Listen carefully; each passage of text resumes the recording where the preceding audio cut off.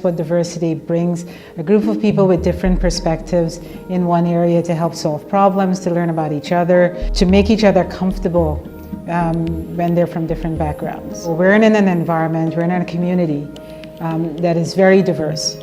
Our students go out into that community and provide services. And if they're not familiar with the different cultures, the different persons, the different people they learn with, then it's more difficult when they go out to interact with a diverse community. I think diversity is important because everybody doesn't have an equal playing field.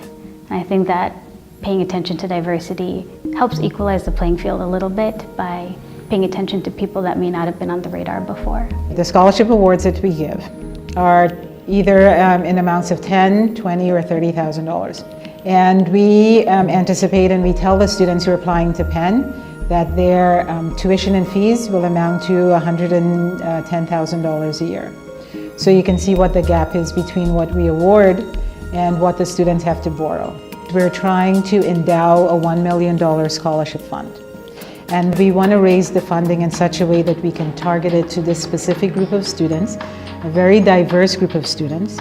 Students who are disadvantaged, students from the underrepresented minority communities. So the choice in choosing the dental school won't be how much money they're given, and that they can take advantage of just the premier education that they can get at Penn Dental Medicine.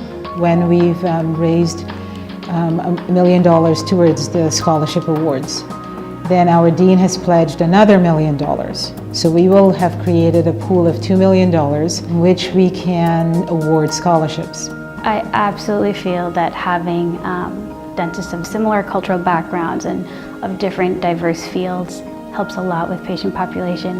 My parents are Guyanese, and this morning I had a patient in the perio clinic who was also from Guyana, and it was just an instant connection, a lot more comfort that's inherent in the interactions, and so I think there is some kind of a trust that's easier to be built, and I think it helps reach people that may not overcome the bridge of coming in for dental care in the first place. So when we talk about a diverse group, we also include the LGBTQ community as well. And we underrepresented minorities as defined by the federal government, Hispanics, African Americans, and Native Americans.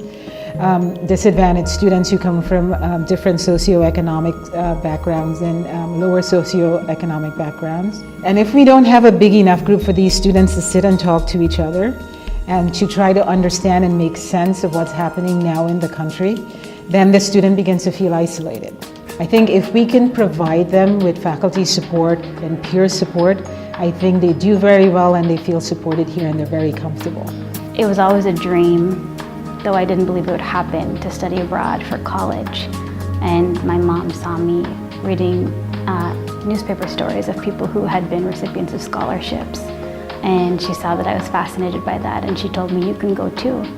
And I didn't believe her at the time, but went through the application process, and in a very similar way that my admission to Penn came about through a scholarship.